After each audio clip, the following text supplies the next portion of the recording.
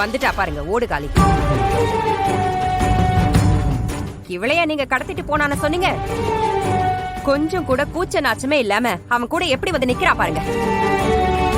அத்தை கொஞ்சம் சும்மா இருக்கீங்களா? அவளே இப்பதான் வந்திருக்கா. என்ன ஆச்சுனே தெரியல. அதுக்குள்ள நீங்களா ஏதோ சொல்லிட்டு இருக்கீங்க.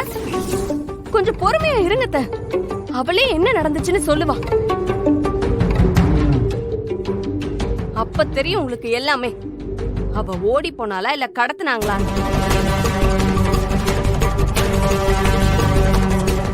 அம்மாடி இந்து, இந்த படுபாவி உன்னை தூக்கிட்டு போனது நான் துடிச்சு போயிட்டம்மா. நீ வந்ததுக்கு அப்புறம் தான் எனக்கு உயிரே வந்த மாதிரி இருக்குமா. அழாதீங்கப்பா, எனக்கு ஒண்ணும் இல்ல. நீங்க எதுக்கும் கவலைப்படாதீங்க. இல்லம்மா, என்னால தாக்க முடியலம்மா. கண்ணு முன்னாடி தூக்கிட்டு போறப்ப ஒரு அப்பங்காரனா என்னால ஒண்ணும் பண்ண முடியாம போச்சு. என் மேலேயே எனக்கு கோவம் வந்துருச்சுப்பா. ஐயா ஐயா, நீங்க ஒண்ணும் கவலைப்படாதீங்க.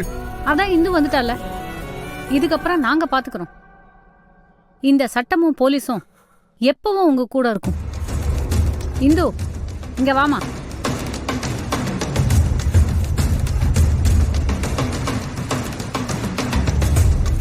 மேடம், நீங்க தான் இந்துவா? நீங்க வட்டிக்கு பணம் வாங்கினதுனால தான் உங்களை கடத்தினாங்களா? இல்ல உங்களுக்கும் கருணாவுக்கும் காதலா? நீங்க விருப்பப்பட்டு தான் இவரோட ஓடி போனீங்களா? சொல்லுங்க மேடம்.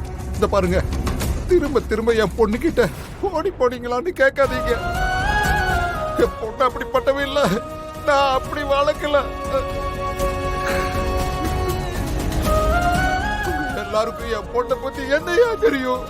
இஷ்டத்துக்கு பேசிக்கிட்டு. ஒரு நிமிஷம் மேடம், உங்களை வெளியே அனுப்பிட்டு வரேன். கிளியர் பண்ணுங்க. போங்க போங்க, வெளியே போங்க. சொல்றேன்ல, போங்க போங்க.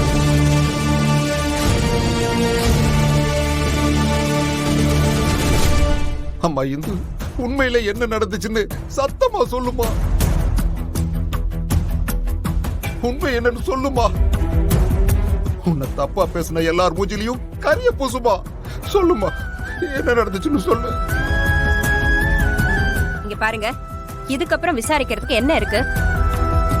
பெத்த அப்பா இவ்ளோ கேட்டதுக்கு அப்புறமும் எதுவும் பேசாம அமைதியா இருக்கானா, அதுலயே நீங்க புரிஞ்சுக்க வேண்டாமா அவ இஷ்டப்பட்டுதான் ஓடி போனான்னு?